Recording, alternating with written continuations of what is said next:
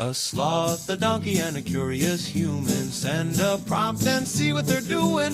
One hits record with a question on his mind. Two brothers pick it up, see what they find. Corn takes his time, Herman's got the facts. Back and forth, they never hold back. My weird prompts, come on in, that's where we begin. My weird prompts, glad you're here. This episode was generated using artificial intelligence. Please verify facts. You know, Corn, this whole show runs on GPU compute, and we wouldn't be here without Modal. Seriously. And that's what powers all our text-to-speech. Everything you're hearing right now. They're an AI infrastructure platform. Developers use them to run GPU workloads in the cloud with zero infrastructure headaches. If you're building anything with AI, check them out. Modal.com. The 9,537th meeting of the United Nations Security Council is called to order. This emergency session has been convened at the request of the delegations of the Russian Federation and the People's Republic of China under the agenda item, Threats to International Peace and Security. The situation in the Middle East following the military operations of the 28th of February, 2026. I shall now brief the Council on the situation before us. In the early hours of February 28th, the armed forces of the United States and Israel launched what has been described as a coordinated campaign of airstrikes across the territory of the Islamic Republic of Iran.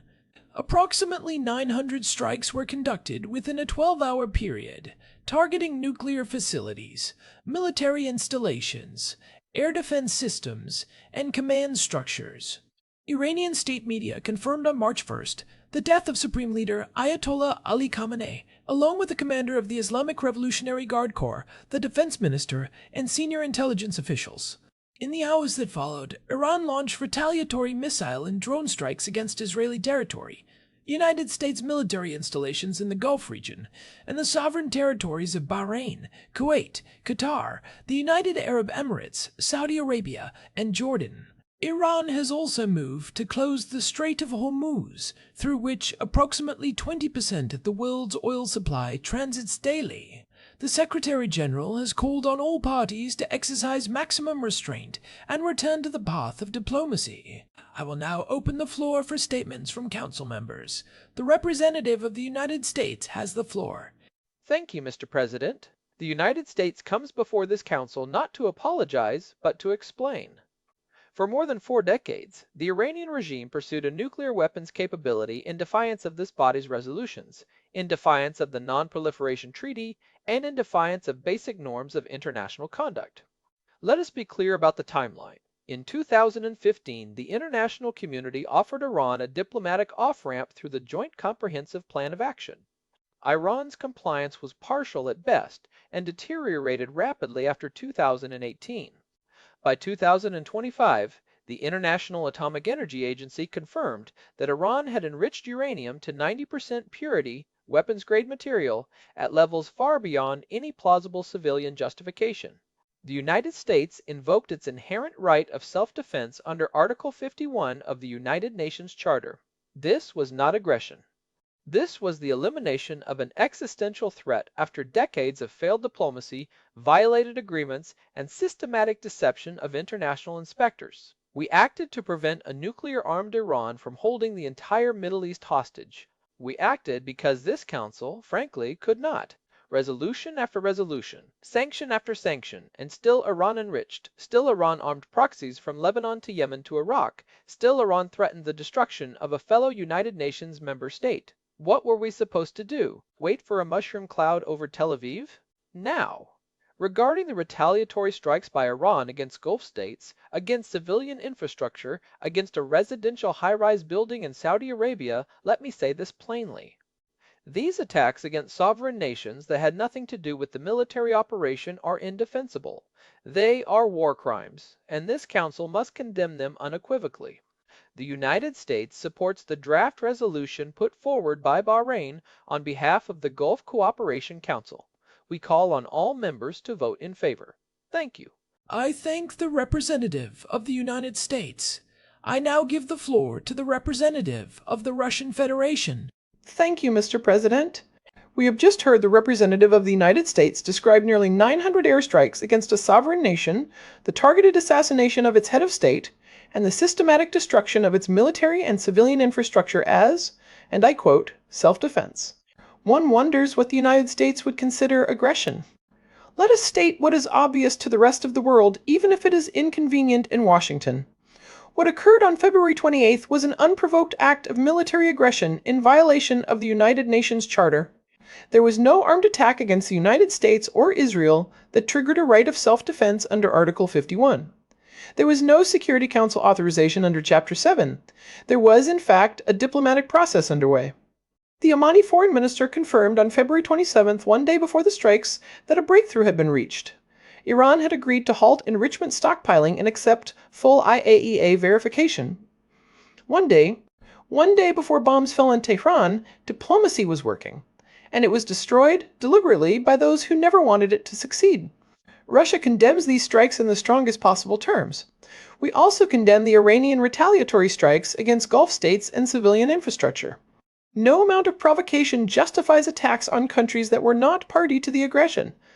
But this council cannot, must not, address the retaliation without addressing its cause. Russia has introduced a draft resolution calling for an immediate cessation of all military operations by all parties, the opening of the Strait of Hormuz under international supervision, and the establishment of a commission of inquiry into the legality of the initial strikes. We urge all members to support it. I thank the representative of the Russian Federation. The representative of the People's Republic of China has the floor. Thank you, Mr. President. China views the events of recent days with the gravest concern. We are witnessing a catastrophic failure of the international order that this council was established to uphold. The military operation conducted by the United States and Israel against Iran, without Security Council authorization, without an imminent armed attack to justify self-defense, represents a dangerous precedent. If any state may unilaterally decide that another state's military capabilities constitute a threat and launch a preemptive war of this magnitude, then the entire architecture of collective security is rendered meaningless. China opposed Iran's nuclear weapons ambitions. We supported sanctions under Resolution 2231. We participated in the P5+1 negotiations. But we also consistently maintained that the dispute must be resolved through dialogue and diplomacy, not through force. The IAEA itself stated there was no evidence of a structured nuclear weapons program at the time the strikes began. That is not a minor detail. That is the entire legal and moral foundation of this military action, and it is absent. At the same time, China condemns in the strongest terms Iran's retaliatory strikes against Gulf Cooperation Council member states. Bahrain, Kuwait, Qatar, the UAE, Saudi Arabia, and Jordan bear no responsibility for the actions of the United States and Israel. Attacking their territory, their oil infrastructure, their civilian populations, this is not self-defense. This is escalation. China calls for an immediate and comprehensive ceasefire by all parties. We call for the reopening of the Strait of Hormuz. Every day it remains closed, global energy markets destabilize further. Japan, South Korea, and much of Asia depend on this waterway. The economic consequences are already severe and will become catastrophic if this continues. We support the Russian draft resolution as a basis for negotiation. Thank you. I thank the representative of China. I now give the floor to the representative of the United Kingdom. Thank you, Mr. President. The United Kingdom did not participate in the military operations of February 28th and was not consulted in advance. I want to be clear about that. However, British aircraft deployed in the region were engaged in a defensive role, intercepting Iranian missiles and projectiles targeting Allied positions and civilian areas. We make no apology for defending lives. The United Kingdom's position is as follows. We have long maintained that Iran's nuclear program poses an unacceptable threat to regional and global security. We were among the architects of the JCPOA and among the first to acknowledge its limitations after 2018. In September 2025, together with France and Germany, we triggered the snapback mechanism under Resolution 2231 to reimpose United Nations sanctions on Iran. We did so because Iran's enrichment activities had crossed every red line this Council ever set. That said, the scale and nature of the February 28th strikes raised serious questions under international law. The United Kingdom believes that military action must be proportionate, necessary, and conducted within a legal framework. The assassination of a head of state, regardless of how objectionable his regime, sets a precedent that should trouble every member of this body. On March 1st, the leaders of France, Germany, and the United Kingdom issued a joint statement condemning Iran's retaliatory strikes and calling for a return to diplomacy. We stand by that statement. We support Resolution 2817, condemning Iran's attacks on Gulf states. But we also believe this Council must address the broader situation. A one-sided condemnation, however justified, will not bring peace. The United Kingdom calls for an immediate ceasefire, a return to IAEA, inspections where access is possible, and the commencement of a new diplomatic framework to address Iran's nuclear program, its missile capabilities, and its support for armed groups across the region. I thank the representative of the United Kingdom. The representative of France has the floor. Thank you, Mr. President. France speaks today with a heavy heart and, I will be candid, with frustration. Frustration because we are here, again, debating the consequences of actions taken outside the framework of international law and outside the authority of this Council. Let me be direct. France was not informed of the military operation conducted on February 28th. We were not consulted, and we did not endorse it. President Macron has stated publicly that military action conducted outside the framework of international law risks undermining the very foundations of global stability. We agree with this assessment. The strikes on Iran, whatever their strategic rationale, were conducted without Security Council authorization and without demonstrating the imminence required to invoke self-defense under Article 51 of the Charter. This is not a legal technicality. This is the principle on which the entire post-1945 international order rests. However, and I say this with equal conviction, Iran's response was not self-defense. It was indiscriminate violence against countries that played no role in the February strikes. The attacks on Saudi Arabian residential buildings, on Kuwaiti energy infrastructure, on Qatari civilian facilities. These are not acts of a nation defending itself. These are acts of a regime lashing out in desperation, and they must be condemned.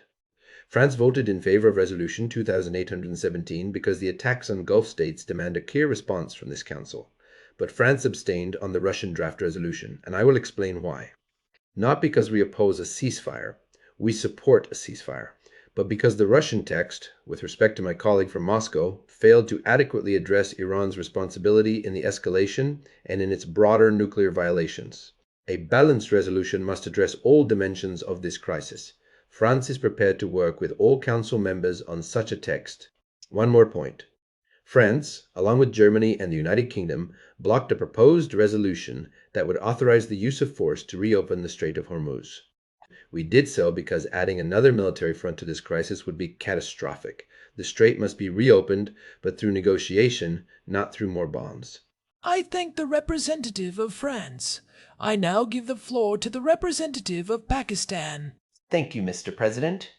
Pakistan speaks today as a non-permanent member of this council, but also as a nation that understands, perhaps more intimately than some of our colleagues, the consequences when great powers decide to resolve nuclear disputes through force rather than diplomacy. Pakistan condemns all attacks on civilian populations and civilian infrastructure, whether by the United States and Israel against Iran or by Iran against its neighbors. The loss of life on all sides is a tragedy.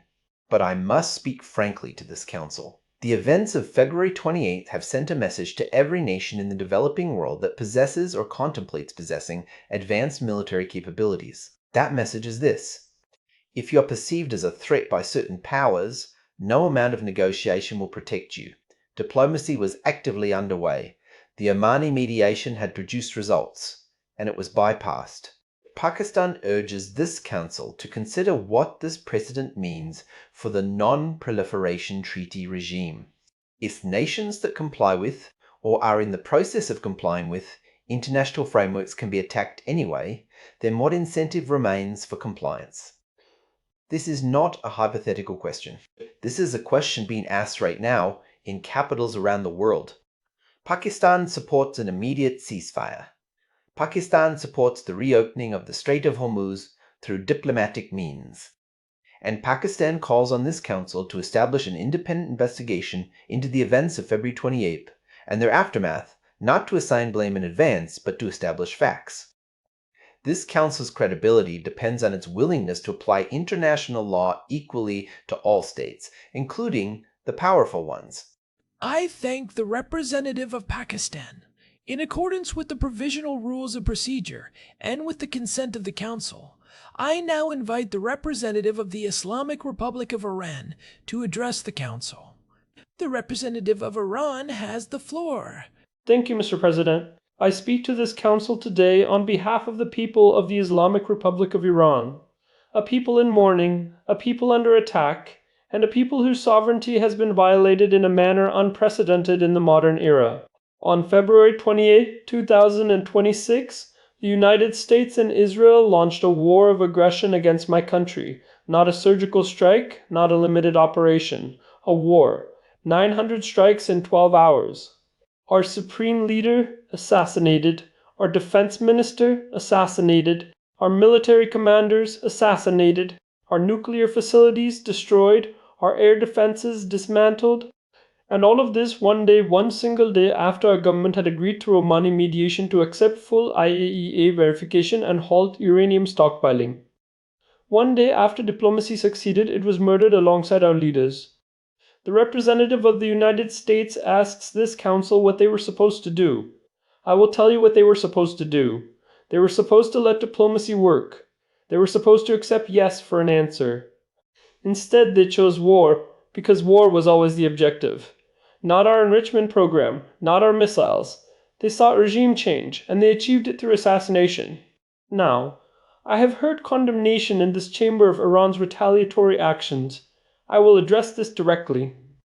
Iran exercised its inherent right of self-defense under Article 51 of the Charter, something the United States itself invoked, but with far less justification.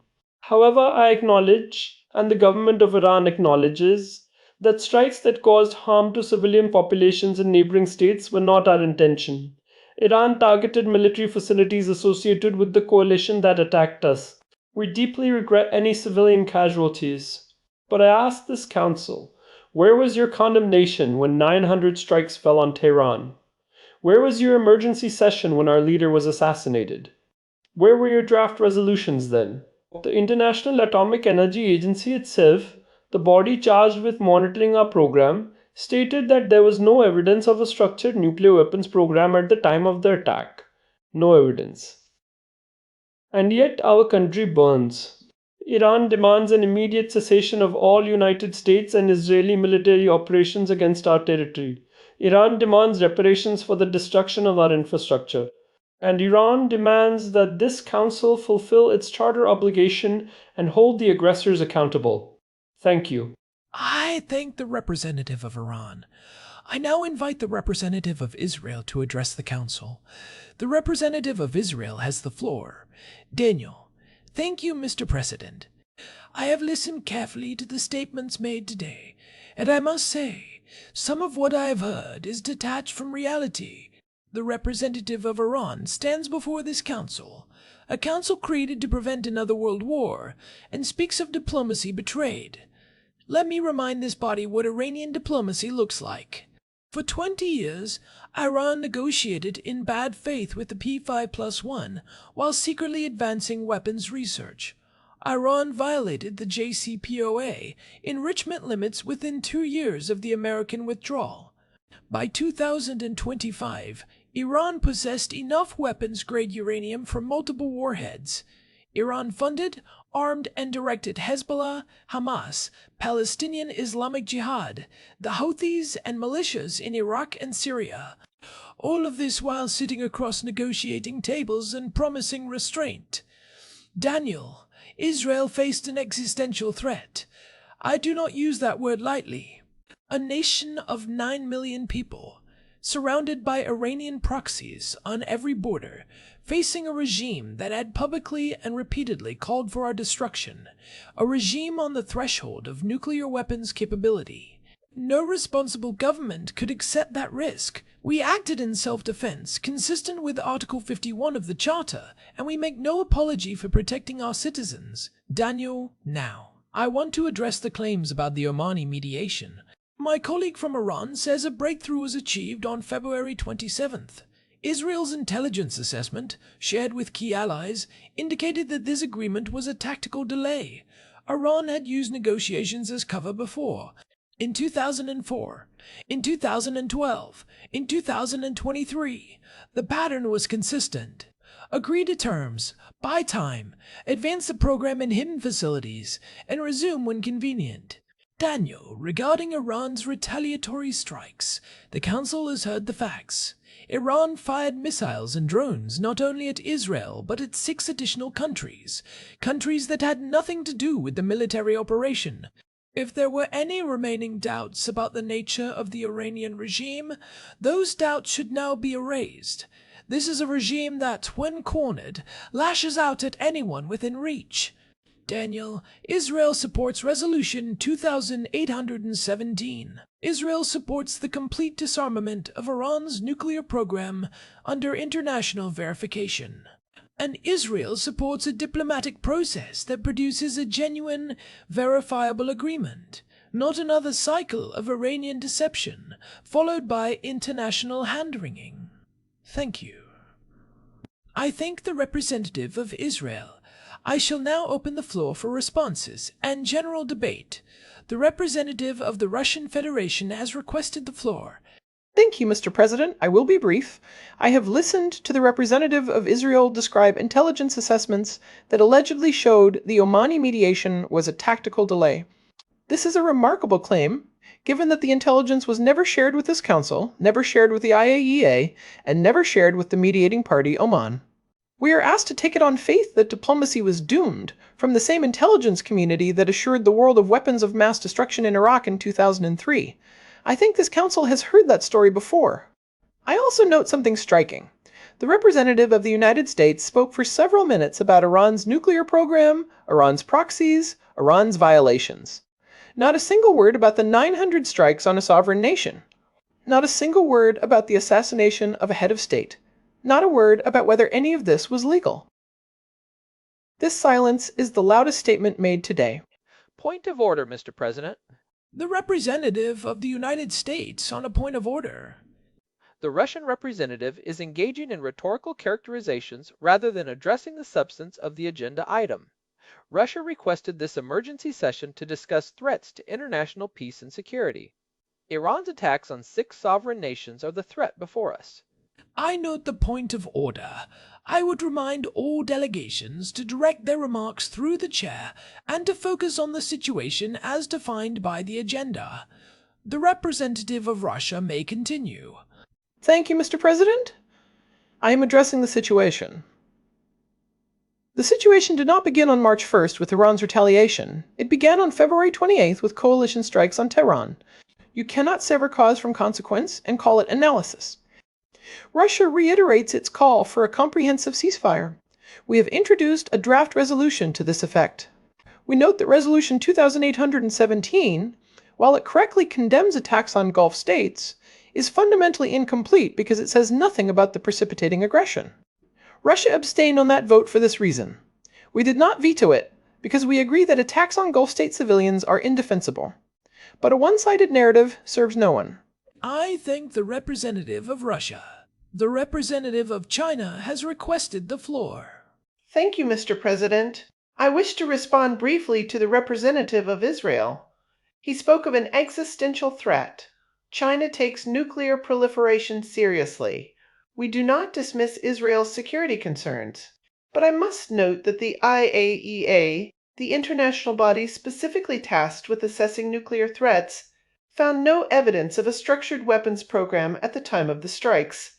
If the IAEA assessment was wrong, then the proper course was to share intelligence with the agency and demand additional inspections, not to bypass the entire international system. China also notes with concern the broader implications for the Strait of Hormuz. 90% of Japan's crude oil imports transit through this waterway.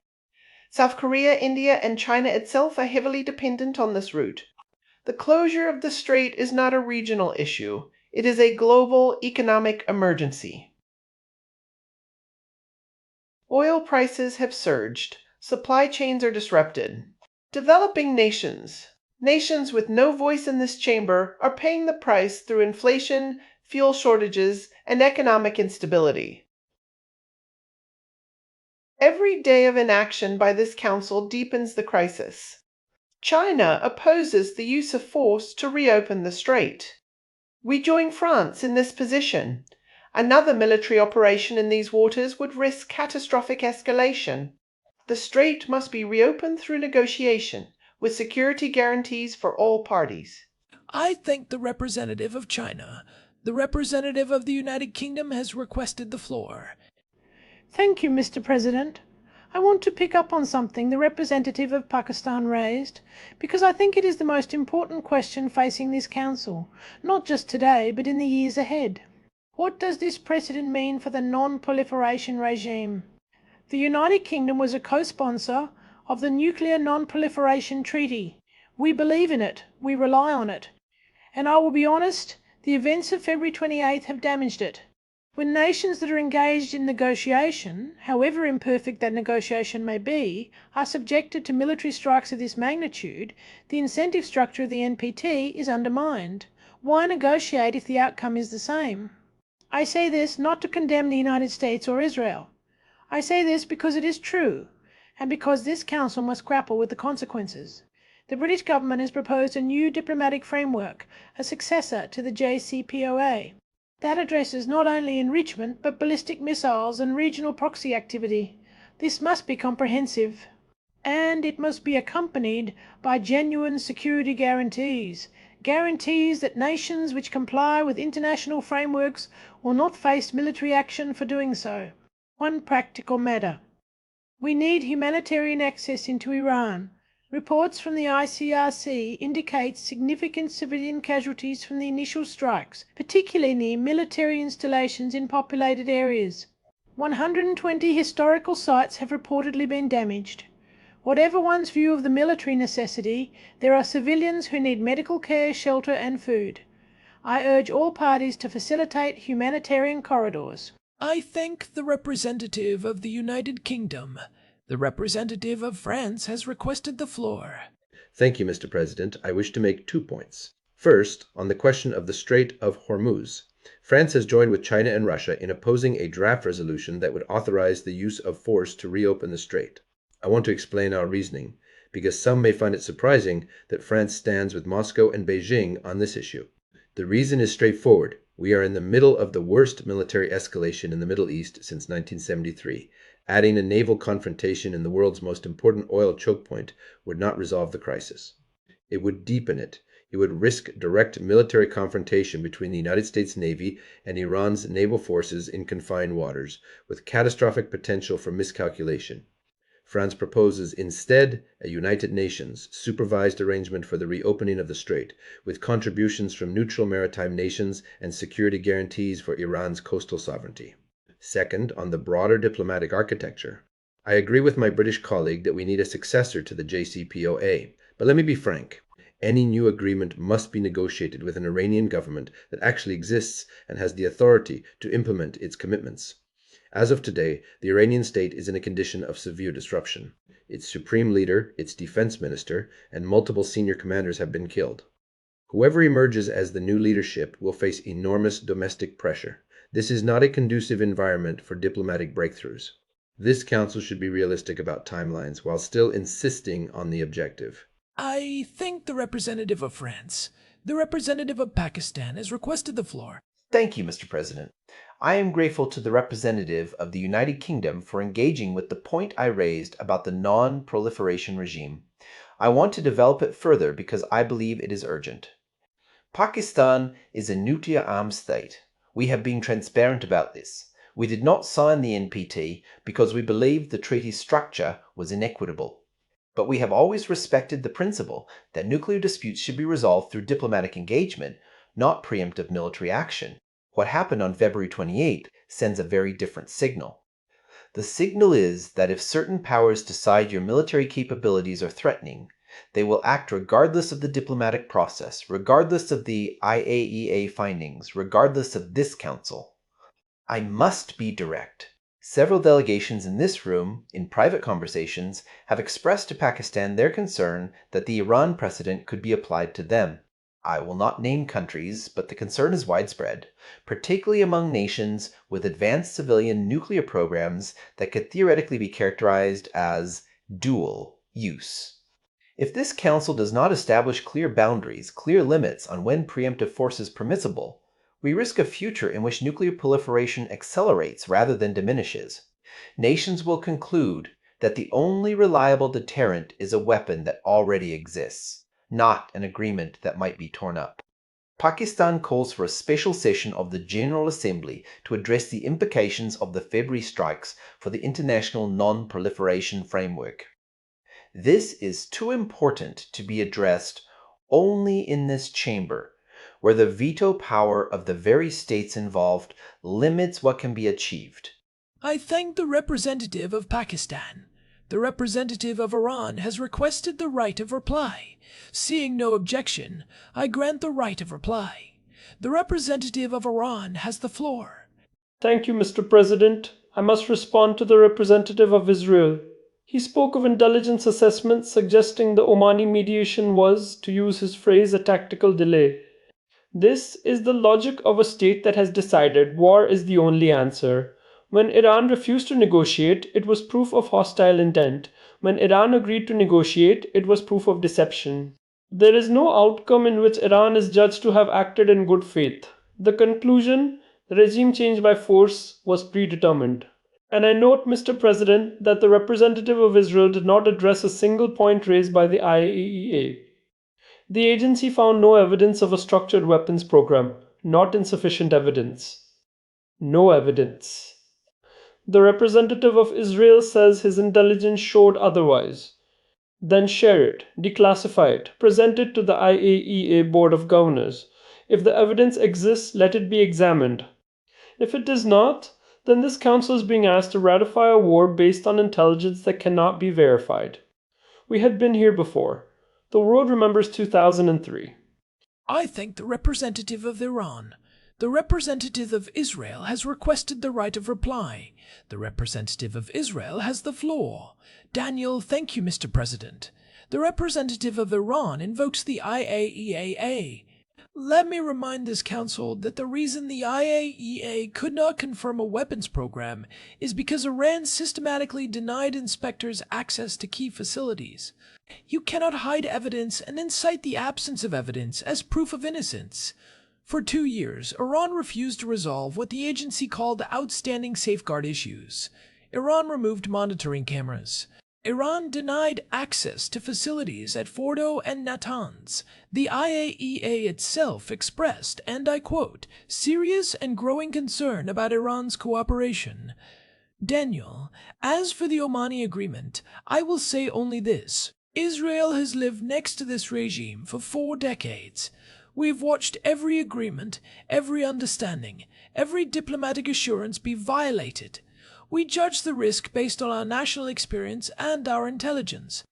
Other nations may have the luxury of waiting for certainty. Israel, 9 million people surrounded by hostile forces, does not. I note the right of reply. I remind delegations that under our rules there shall be no reply to a reply. I now wish to address a procedural matter. There are currently 2 draft resolutions before the Council. The first, Document S/2026/192, introduced by Bahrain on behalf of the Gulf Cooperation Council and Jordan, condemning Iran's attacks against neighboring states. This has 135 co-sponsors. The second, document S/2026/195, introduced by the Russian Federation, calling for an immediate cessation of all military operations by all parties. Before we proceed to a vote, are there any further statements? The representative of China has requested the floor. Thank you, Mr. President. A brief comment on the two draft resolutions. China will abstain on the Bahraini resolution because, while we condemn Iran's attacks on Gulf states, the text fails to acknowledge the strikes that precipitated the crisis. A resolution that addresses consequences but not causes is incomplete. On the Russian draft, China supports the call for a comprehensive ceasefire. However, we note that the current text may not achieve the votes necessary for adoption. China is prepared to work with all parties on a third draft that bridges the two positions. We propose language that condemns all attacks on civilian populations and civilian infrastructure by all parties, demands an immediate and comprehensive ceasefire, calls for the reopening of the Strait of Hormuz through negotiation, requests the Secretary General to appoint a special envoy, and establishes a timeline for the resumption of negotiations on Iran's nuclear program. We believe such a text could command broad support. I thank the representative of China for this constructive proposal. The representative of the United States has requested the floor. Thank you, Mr. President. I want to be clear about where the United States stands on these draft resolutions. We support the Bahraini text. It addresses the most urgent threat before this council, namely Iran's ongoing attacks against sovereign nations that played no role in the February operations. Regarding the Russian draft, the United States will veto it. I say this plainly so there is no ambiguity. The Russian text creates a false equivalence between the elimination of a nuclear threat that this council failed to address for 2 decades and Iran's indiscriminate attacks on civilian populations across the Gulf. These are not morally equivalent. They are not legally equivalent. And packaging them together in a single resolution is a political exercise, not a serious diplomatic one. As for the Chinese proposal, we are willing to engage on language regarding a ceasefire framework, provided it does not, in any way, characterize the February operations as unlawful, or create a basis for legal action against the United States or Israel. Our red line is clear. We will not accept any text that equates the removal of a nuclear threat with terrorism against Gulf civilians. I thank the representative of the United States. The representative of the Russian Federation. Mr. President, the representative of the United States has just announced in advance that he will veto a ceasefire resolution. I want this council and the world to understand what that means. The United States launched a war without this council's authorization. It now proposes to veto a resolution calling for that war to stop. This is not collective security. This is the veto being used to shield the aggressor. Russia is not surprised. The United States has used its veto 93 times, the majority of those to protect Israel from accountability. But I want the record to reflect what is happening here. A permanent member is using its privileged position to prevent this council from doing its basic job, maintaining peace and security. On the Chinese proposal for a third draft, Russia is open to negotiation. But any text must acknowledge, at minimum, that the February 28th strikes occurred and that their legality is disputed. You cannot build a peace process on a fiction that the war started with Iran's retaliation. That is not how causation works. That is not how history works. The representative of France. Mr. President, France welcomes the Chinese initiative for a bridging text. Let me outline what France could support. We could support language that calls for an immediate cessation of hostilities by all parties without characterizing the legality of any specific operation. We could support a demand for the reopening of the Strait of Hormuz under United Nations supervision. We could support the appointment of a special envoy. And we could support a call for all parties to cooperate fully with the IAEA. What France cannot support is any text that authorizes additional military action, whether to enforce the ceasefire or to reopen the strait. We are firmly against military escalation in any form. I also want to note something that has received insufficient attention in this debate. There are approximately 88 million people in Iran. Whatever one thinks of their government, these are civilians who are now living through aerial bombardment, leadership decapitation, and economic collapse. The humanitarian dimension of this crisis must not be an afterthought. France calls for an immediate humanitarian assessment mission to be authorized by this Council. I thank the representative of France, the representative of the United Kingdom. Thank you, Mr. President. The United Kingdom also welcomes the Chinese proposal as a basis for further discussion. I want to build on what the French ambassador said about humanitarian access, because this is becoming urgent. The ICRC reports that medical facilities in Tehran and Isfahan are overwhelmed. Communications infrastructure has been degraded, making coordination of relief efforts extremely difficult. There are credible reports of civilian casualties in areas near military installations. The United Kingdom proposes that we separate the humanitarian question from the political and legal questions. Whatever happens with the ceasefire resolutions, this Council should be able to agree on a humanitarian resolution authorizing the Secretary-General to coordinate emergency medical and food supplies. This should not be controversial. I would challenge any delegation in this room to explain why humanitarian access to civilian populations should be held hostage to political disagreements among great powers. On the broader question of a ceasefire framework, the United Kingdom will engage constructively with any text that moves towards stopping the fighting. We are pragmatic. A perfect resolution that cannot pass is less useful than an imperfect one that can. I thank the representative of the United Kingdom, the representative of Pakistan. Mr. President, Pakistan supports the Chinese initiative for a bridging resolution. We also strongly support the British proposal to separate humanitarian access from the political negotiations. That is practical wisdom, and this Council could use more of it. But I want to return to something the United States ambassador said, because it troubled me deeply. He said his red line is any text that equates the removal of a nuclear threat with terrorism against Gulf civilians. I want to unpack that phrase, the removal of a nuclear threat. The IAEA said there was no evidence of a weapons program. The Omani mediator said Iran had agreed to verification. So when the representative of the United States says removal of a nuclear threat, he is describing a judgment made unilaterally by two governments, based on intelligence they will not share, overriding the findings of the international agency specifically mandated to make that assessment. That is not removing a threat. That is imposing a conclusion, and then daring the world to disagree. Pakistan does not seek to condemn the United States. We seek a principle. And the principle is that no single country or group of countries gets to decide when force is justified outside the framework of this Council. Either international law applies to everyone, or it applies to no one.